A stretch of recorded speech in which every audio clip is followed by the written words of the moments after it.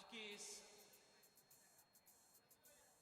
श्रद्धांजलि की बेला में सबसे पहले मेरा प्रणाम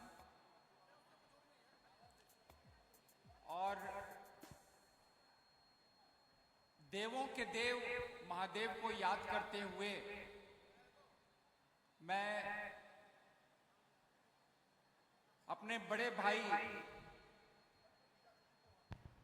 अपने भैया के विषय में इस पावन बेला में दो शब्द जरूर कहना चाहूंगा। कुछ लोग दुनिया में ऐसे होते हैं जो कालजयी सत्ता की तरह जीते हैं।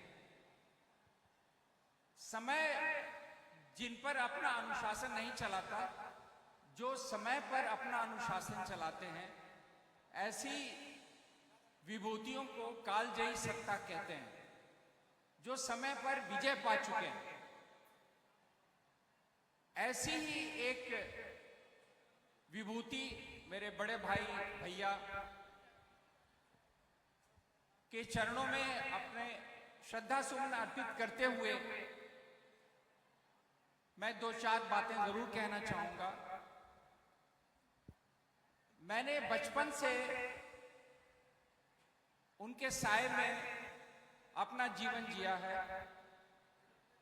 माता पिता तो थे ही, पर मेरे बड़े भाई जो थे वो दरअसल हर प्रकार से मेरे अभिभावक थे, मेरे गार्जियन थे और एक टीचर भी थे। मैं टीचर इसलिए कहूंगा कि जहां भी बचपन में मुझसे गलतियां हुई, एक बच्चे के रूप में या एक गलतियां जो होती हैं किशोरावस्था में, उन्होंने हर समय उस पर नियंत्रण किया, मुझे समझाया और हमेशा सही रास्ते का ज्ञान देते रहे। ये उन दिनों की बात है जब मैं स्कूल में था और भैया कॉलेज में थे, साहिबगंज कॉलेज में पढ़ रहे थे। मैं आपको एक छोटी सी घटना जो इस पल मुझे याद आ रही है और हमेशा याद आती है। उन दिनों में बचपन में कंचे खेलता था। पता नहीं कंचे को आप लोग क्या बोलते हैं। गोली खेलता था, वो छोटी सी गोल गोल गोलियां होती थी। तो वो कॉलेज से आते थे तो हम लोग नजर रखते थे कि भैया कॉलेज से आ रहे हैं, उसके पहले हम लोग गोली खेलने के स्थान से गायब होने की कोशिश करते थे। एक बार ऐसा हुआ कि मैं कंचे खेलने में हार गया और मैं जिसके साथ खेल रहा था वो मेरे घर में एक महिला आती थी काम करने, उनका बेटा था। तो उसने मेरे कॉलर को पकड़ लिया और मैं बहुत अहिंसक प्राणी रहा हूं, मैं हिंसा में विश्वास नहीं करता। मैं चुपचाप खड़ा था। अचानक मैंने देखा कि बाईं ओर से भैया कॉलेज से लौट रहे हैं। मेरी स्थिति तो यह हुई कि शरीर का आधा खून तो डर से ही सूख गया। हम लोग बहुत डरते थे, बड़े भाई से डरना स्वाभाविक भी है।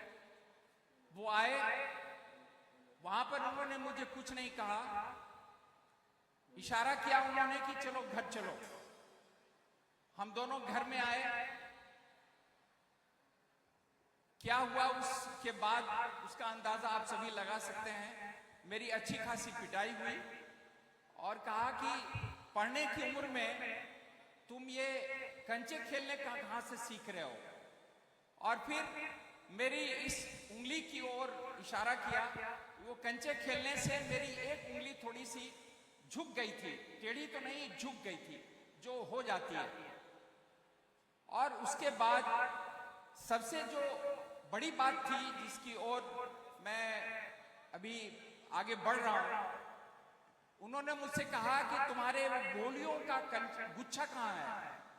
तो मैंने पुरानी गोलियों का कंचे का एक गुच्छा रखा था और नए कंचे का गुच्छा छुपा के रखा था। घर के सामने एक बहुत बड़ा कुआं था, बहुत बड़ा कुआं था। तो पहले उन्होंने मेरे पुराने गुच्छे को मांगा और उसको अच्छे निशाने से घर से ही उस कुएं में फेंक दिया।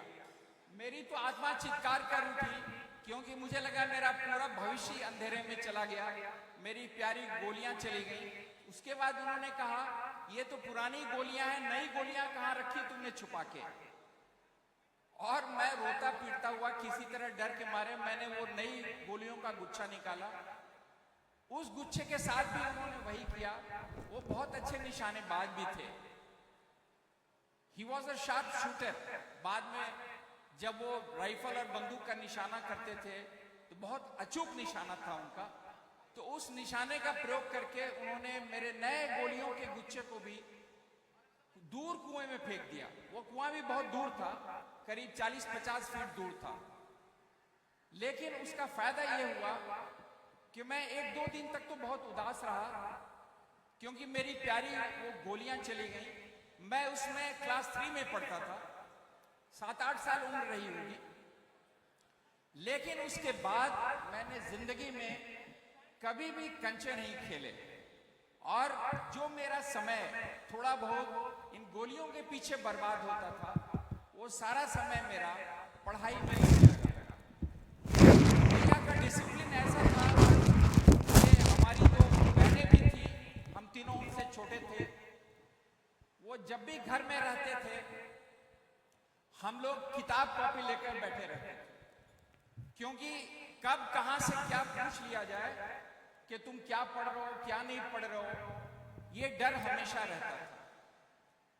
तो ये अनुशासन हम लोगों ने उनसे सीखा बचपन से, जो बहुत जरूरी है किसी भी आदमी के जीवन में। अनुशासन के बिना जीवन आगे नहीं बढ़ सकता है।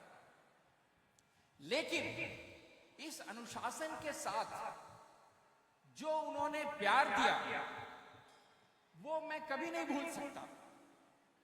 वो जीवन के उन अमूल्य धरोहरों में एक है जिसे मैं आज भी संजो कर रखा हूं, और आज इस श्रद्धांजलि सभा में आपके बीच इसलिए खड़ा हूं कि उनकी बहुत सी यादें मेरे जहन में आंधी और तूफान की तरह घूम रही हैं। मैंने बचपन से देखा कि उनकी ईश्वर में, अध्यात्म में बहुत गहरी रुचि थी। और मैं जब स्कूल में था सहरसा में, तो घर के किनारे कोशी नदी बहती थी और वहां पर शमशान भी था। तो रात में भैया शमशान में चले जाते थे और वहां जाकर साधना करते थे। हमें इसका पता नहीं चलता।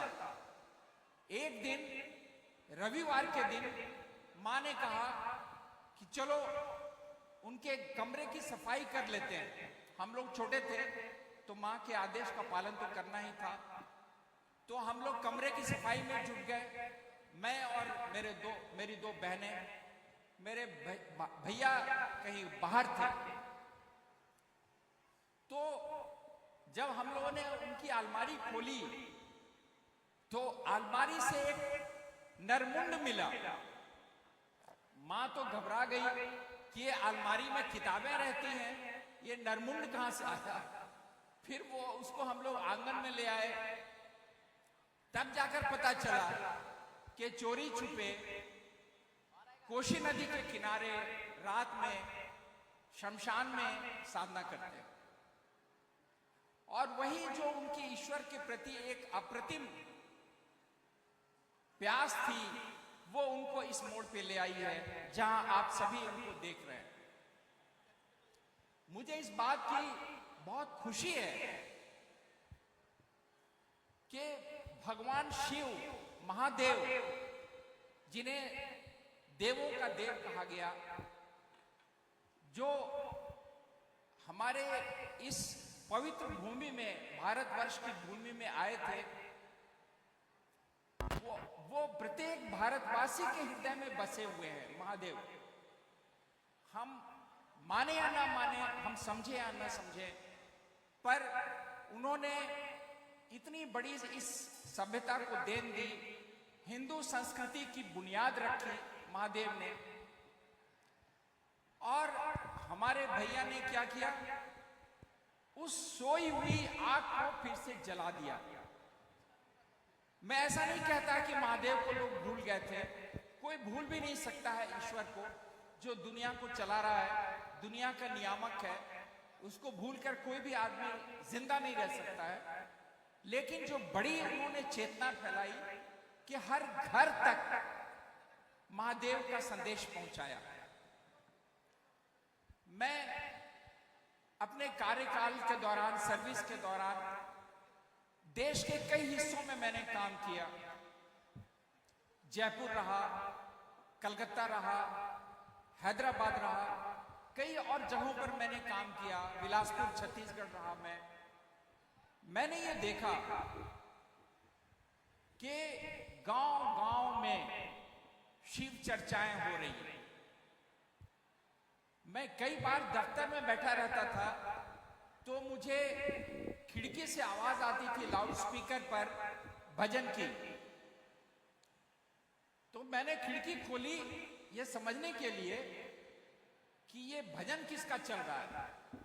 ये बात मैं आपको करीब 15 साल पुरानी बता रहा हूं। तो मैंने देखा कि शिव चर्चा चल रही है। फिर मैंने देखा कि मेरे कई वरिष्ठ अधिकारी वो मेरे पास सिफारिश के लिए आए कि मुझे इनसे मिलवा दीजिए। तो मैंने पूछा भाई वो मेरे बड़े भाई हैं? बोले नहीं, हमारे गुरु भी हैं। तो मुझे बड़ी खुशी हुई। धनबाद में भी मेरे एक वरिष्ठ अधिकारी थे, वो सिफारिश कर रहे थे कि मेरी धर्मपत्नी को मिलवा दीजिए। तो मैंने देखा कि आज भी जो मेरे घर में दिल्ली में खाना बनाता है वो शिष्य है, गुरु भाई है, उसकी मां भी वही है, उसकी पत्नी भी वही है।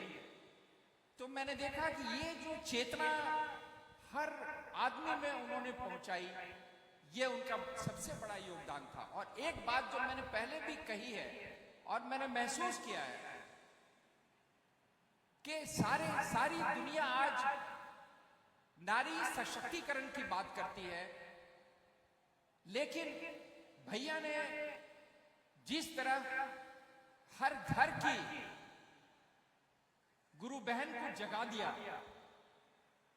कि आप हिंदुस्तान में कहीं भी जाइए गांव में तो शिव चर्चा लोग करते हुए मिलेंगे, आपको उनकी आवाज सुनाई पड़ेगी। ये जो काम है ये बिल्कुल ही असाधारण उपलब्धि है और ये काम किसी साधारण व्यक्तित्व का व्यक्ति कभी नहीं कर सकता। और इसीलिए ऐसे व्यक्ति को, ऐसी महान सत्ता को मैंने कालजयी सत्ता कहा, क्योंकि लोग तो बहुत अलग अलग क्षेत्र में बड़े बड़े लोग होते हैं, राजनीति में भी होते हैं, लेकिन हवा जब बदलती है तो लोग उनको भूल जाते हैं। लेकिन अध्यात्म के क्षेत्र में जो एक क्रांतिकारी परिवर्तन उन्होंने लाकर रख दिया, समाज को झकझोर दिया, महादेव की चेतना को जनमानस में इतनी दूर तक फैला दिया क्या हर आज हिंदू की जबान पर महादेव का नाम है। शिव चर्चा कर रहा है, वो सोच रहा है, वो भगवान शिव के बारे में सोच रहा है। ये बहुत अच्छी बात है और मुझे खुशी है कि आज इस श्रद्धांजलि सभा में भी और इस मौसम के बावजूद आप लोग इतनी बड़ी संख्या में सब आए। मैंने देखा कि लोग भीग चुके हैं बारिश में। ये आपकी श्रद्धा है, ये आपकी भक्ति है महादेव के प्रति और आपके प्रति। अपने दिल में इस प्यार को बनाए रखिए, क्योंकि ईश्वर से और ईश्वर जैसी सत्ताओं से ये जो मोहब्बत है, यही मोहब्बत जो है वो जिंदगी की ताकत है। बाकी जिंदगी में सब कुछ चलता रहेगा, ये रोटी पानी, नौकरी, पेशे की बातें, जीविका की समस्या ये बनी रहेगी, ये कभी खत्म नहीं होने जा रही है। पर एक सत्ता जो हमेशा आपके साथ है, हमारे साथ है, सबके साथ है, महादेव की सत्ता, वो हमेशा रहेगी। उनको याद करते रहिए। और आज का दिन ऐसा है कि फिर से संकल्पित हो जाइए, इस बात का आप सभी संकल्प ले लीजिए कि जीवन में कोई ऐसी घड़ी नहीं हो जब आप महादेव को और भैया को भूल न जाएं। तो इन्हीं कुछ शब्दों के साथ मैं पुनः अपनी श्रद्धांजलि उनके चरणों में देना चाहूंगा, अपना प्रणाम देना चाहूंगा। जीवन के कई विषम क्षणों में, दुख भरे क्षणों में व्यक्तिगत रूप से उन्होंने मुझे हाथ पकड़कर बाहर निकाला। मैं जानता हूं, मेरी धर्मपत्नी भी जानती है इस बात को। वो हम लोग बराबर इस बात को कहते हैं कि आज वो सशरीर नहीं है तो कई समस्याएं आती हैं। आज वो रहते तो उनसे जाकर पूछ लेते कि इसका समाधान क्या है। तो आज उनकी कमी बहुत महसूस होती है, पर तसल्ली इस बात की है कि महादेव हैं, उनकी सत्ता है, उनके चाहने वाले आप सभी हैं, तो ये दुनिया भी इसी तरह चलती रहेगी। आप सभी को मेरा प्रणाम।